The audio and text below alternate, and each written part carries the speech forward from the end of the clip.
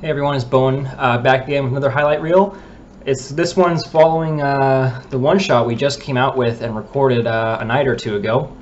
The Following the Fairy Steps. It's a very high folklore fantasy tale setting, just super classic fantasy, and it was amazing. We had such a good time experiencing it. Even the players, they were like super cringy in the beginning because of the true love beats all message we were putting forward. But by the end of it, I mean, they were so on board. You could see the excitement, and we had a lot of fun with this one. And shout out to Stephanie for having a really heavy hand in this one. She's a lot of the base ideas for this one shot, so thank you to her. And then, yeah, if you guys haven't followed me on Twitch yet, you definitely should, because only on Twitch are you able to see the little clip that is the ending of this session. And if you miss that ending, you're definitely missing out.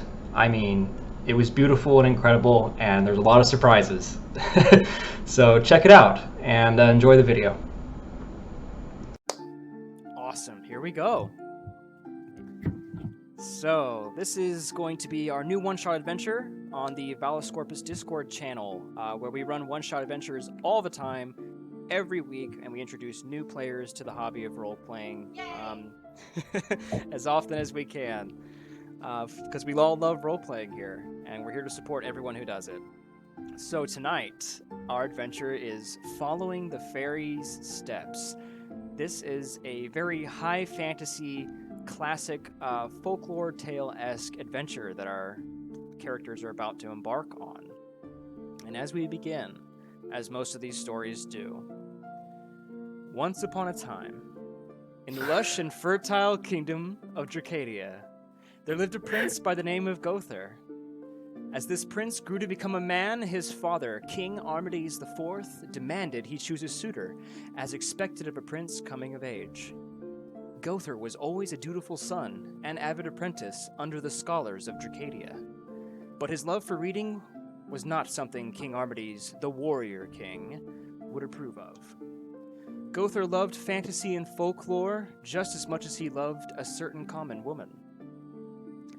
With little hope to marry the woman of his dreams, he has sought the aid of the Valascorpus Guild in hopes for a way for true love to prevail. And that, my dear adventurers, is your cue as you guys come up to the mighty Dracadian castle within the lands of Dracadia. You are heralded in immediately by a series of royal guards in incredible raiments, into this beautiful and rich land.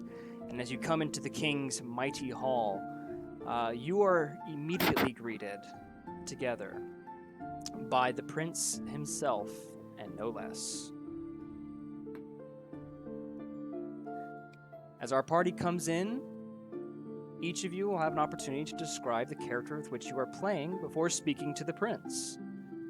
So, TGA, if you could describe your character to us. So, I'm playing Polo, who is a drow. He's got blonde hair, slightly purplish skin, and he wears bright red robes. He's also developed a habit of smoking pipe weed to cope with being in direct sunlight. It helps with the irritation of his eyes. So it does also have the side effect of leaving him pretty much entirely stoned all the time. But it's manageable. I can deal. I'm still good. It's just my eyes are a little bit. Everyone's got their cross to bear. I love it. I love it. All right, Mia, if you could please describe your character as she enters the king's hall. Mia is a palette elf. She is very, very pale with dark black hair, very long. She also wears very beautiful elven chainmail with a long bow strapped across her back. Lovely. All right, Maru Lush is our next character. Can you describe your character as he enters the king's hall? Of course. Gliding into the hall, wearing a flowing red robe tattered all around with a giant wide brimmed hat with a flowing white veil, you see Maru, whose face is pale, his features are alight with a serpentine grace. He is a Yuntai druid, Circle of the Shepherd. Nice. Magnificent. I love a good druid. We know we love druids here. And last but not least, Rasha, can you describe your character as he too enters the King's Hall? Rasha ducks under the doors to enter to the King's Hall. He is clad in quite a light grey robe with a piece around the chest exposing where the sternum might be. Apart from that, nothing else apart from dark and black eyes, strapped large studded great club across the back, and a large wooden and metal gauntlet on his right hand with the palm exposed.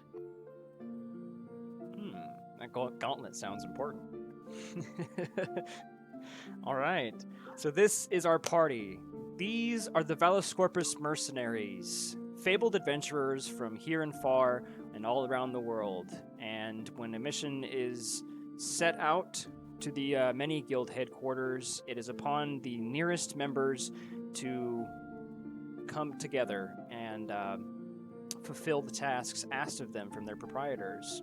So this whole party enters in within the King's Hall and comes face to face with a dark, raven-haired man with stern features, very young, and he wears heavily laden leather that is all touched down with black, almost as though someone were in mourning, though it's just Prince Gother's preferred color.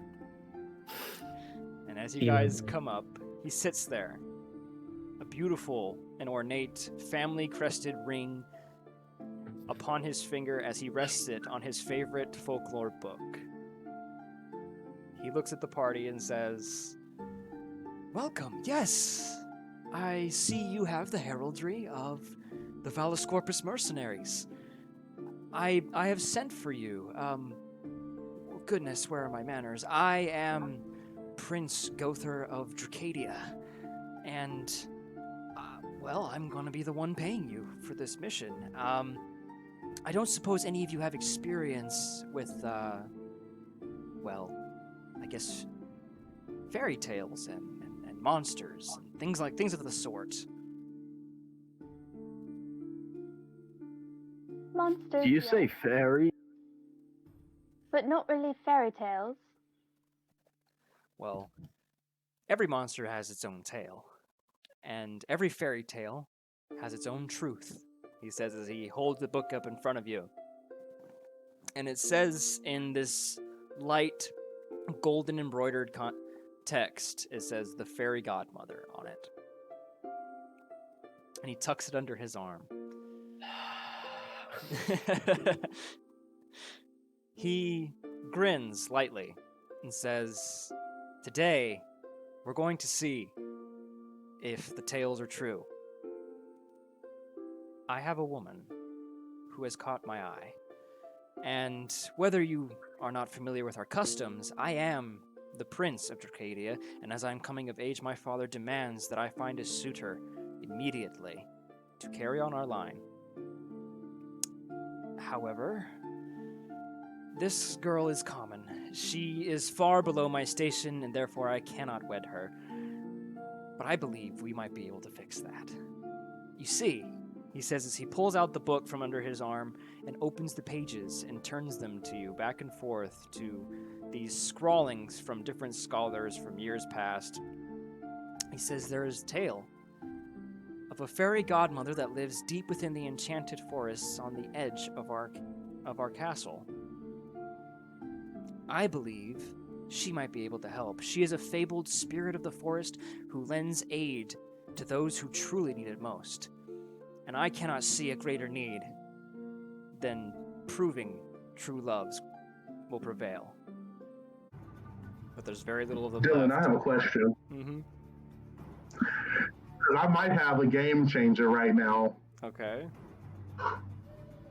Since both of them are at 0, would me giving them temp HP bring them up?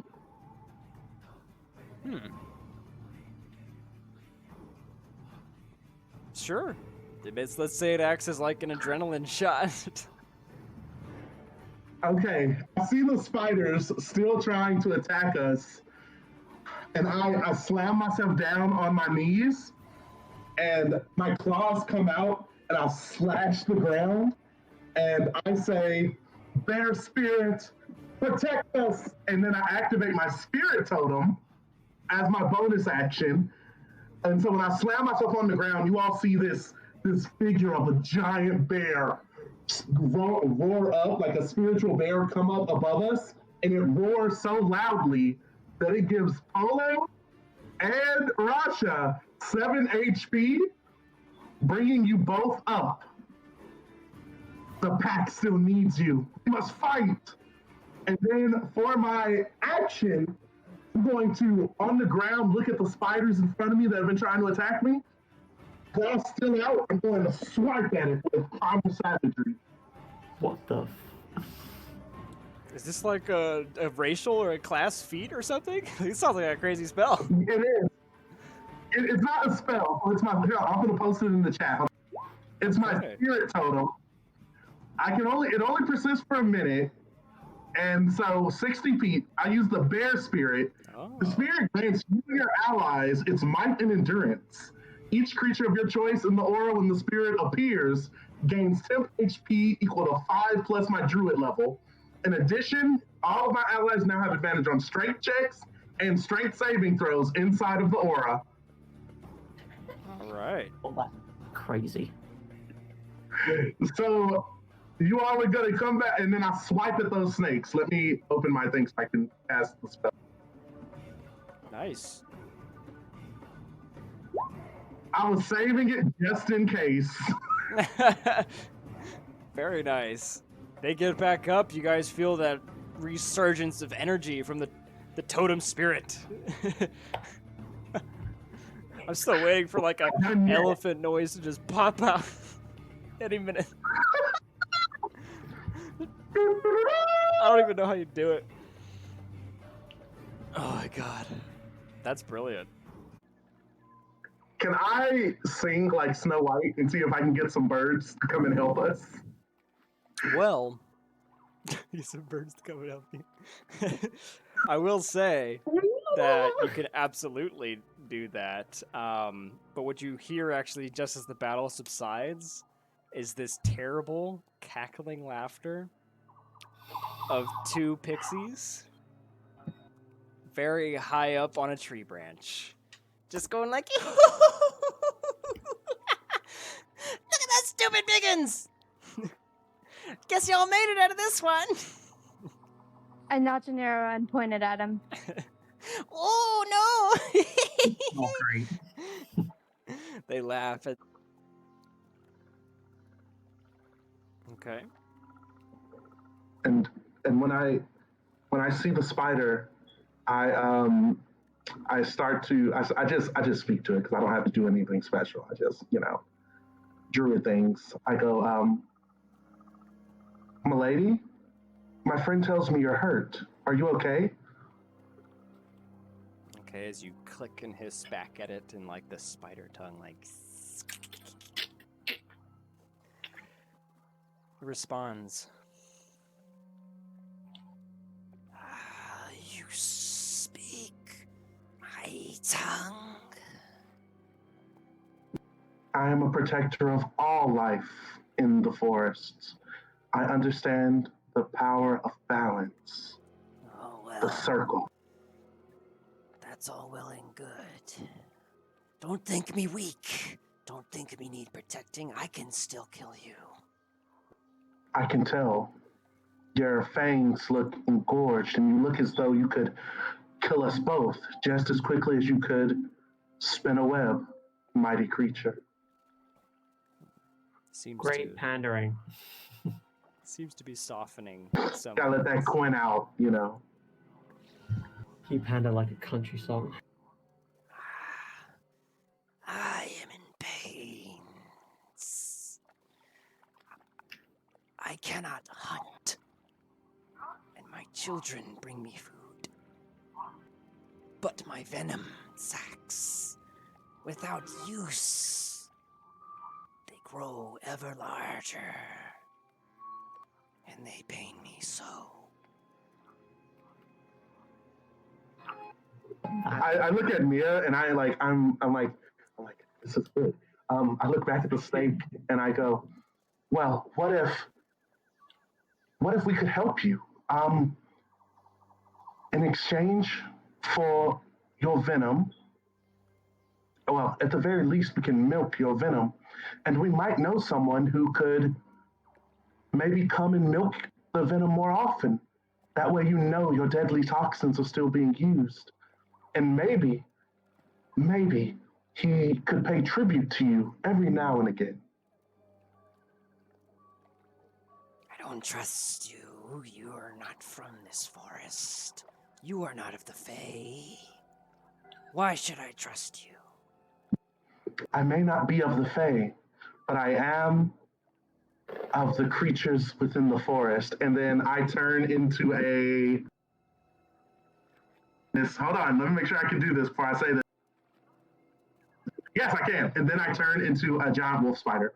A wild shape into a giant wolf spider. I am of the forest. Okay. Fucking Okay. And always ready. Does this prove my worth? And then I bow, like as a spider, I bow to it. and break into the hall of the castle. And guards come rushing in behind you to surround you. But the captain who told you to wait, as the guards kind of like usher in, like they're freaking out, drawing weapons as you guys burst in. He's like, "Hold on! The prince did hire them, but this is unseemly to act in such a manner at the royal castle. Wait here, and we'll get the prince for you." Be quick! We don't have much time. All right.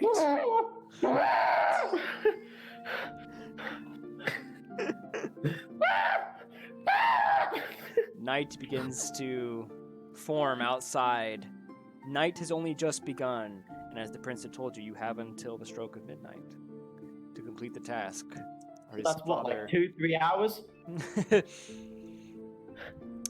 You sprint out, you wait, and then the prince is brought over by one of the guards in, like, he's wearing more standard clothing now than he was before.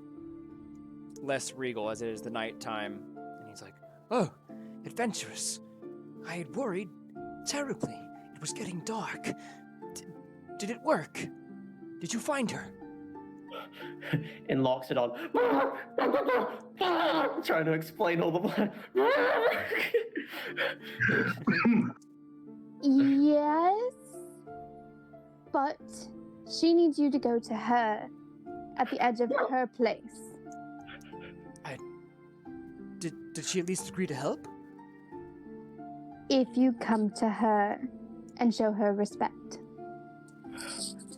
The guard butts in and goes, "My lord, it is the dead of the eve, and you intend to go to near the enchanted forest. I cannot permit this. You must either stay here or take a regiment with you."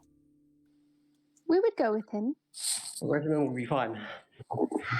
I look at the guard and I completely disregard him and I turn to the prince and I go, "Do you love her?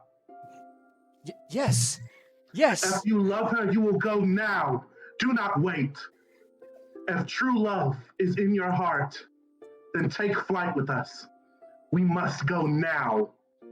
And then I look at Rasha and I'm like, "Take him down." And I grab the prince's arm and I take off running.